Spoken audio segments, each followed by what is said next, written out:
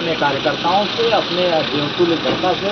मुलाकात करके उनसे आशीर्वाद प्राप्त कर रहे हैं और जिस तरीके से उत्साह दिख रहा है, जिस तरीके से जनता का आशीर्वाद प्राप्त हो रहा है, मुझे ये पहला ऐसा चुनाव दिख रहा है जिसमें लोगों ने ये मन पहले से बना लिया है कि तीसरी बार प्रधानमंत्री मोदी जी को बनाना है और जनता के विकास के लिए और भारत के निर्माण के लिए, भारत को विकसित भारत बनाने के लिए हर एक गांव का मतदाता अपने वोट को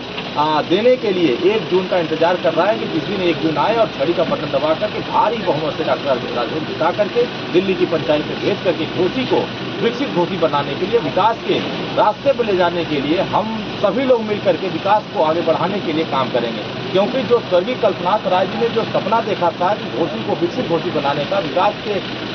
चौमुखी विकास का जो पैमाना देखा था, जो रास्ता देखे थे, उसको जब छोड़ के वो चले गए तो उसके बाद जितने भी सांसद बने हैं, किसी ने जमीन लिखाया तो किसी ने स्कूल बनाया, लेकिन घोसी की जनता के विकास के चिंता किसी ने नहीं किया। अगर चिंता, उनके सुख दुख की चिंता, उनके विकास की चिंता अगर कोई कर रहा है तो देश के प्रधानमंत्री मोदी जी कर रहे हैं, माननीय प्रकाश राजभर जी कर रहे हैं और यहाँ घोसी लोकसभा क्षेत्र के प्रत्याशी डॉक्टर अरविंद राजभर जी कर रहे हैं। तो मुझे लग रहा है कि घोसी के लोग इस बार बहुत भारी बहुमत से छड़ी पर वोट देकर के डॉक्टर अरविंद राजभर को दिल्ली की पंचायत में भेजने का काम करेंगे। जो चुनाव हुआ है, विपक्ष का कहना कि बीजेपी को जा रही है। देखिए, विपक्ष के लोग हताश हो गए, ये हार के डर से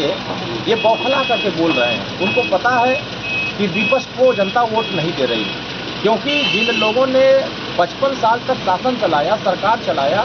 वो गरीबों के हितों के लिए कुछ नहीं किया, सिर्फ और सिर्फ लूट करके खजाना अपना भरने का काम किया। जिन लोगों ने भ्रष्टाचार करने का काम किया, तो अब भ्रष्टाचारियों पर कार्रवाई अगर हमारी एनडीए सरकार कर रही है तो वो उनको पता चल रहा है कि अब मुझे वोट मिलेगा नहीं, तो सिर्फ और सिर्फ ये व्यक्तिगत हमला करके इससे राजनीति किया जाए। तो अब व्यक्तिगत हमला करने से राजनीति में सफलता नहीं मिलेगी। जनता के मुद्दों पर, जनता के विकास पर चर्चा करना होगा। जिनके पास कोई नीयत और नीति नहीं होती है, वो इसी तरीके से बात करते हैं। जिनके पास देश का एजेंडा होता है, भारत के विकसित भारत बनाने का एजेंडा होता है, हर एक गाँव का, हम तो जाति धर्म देखकर कार्रवाई नहीं करते, जाति धर्म देख करके विकास का हम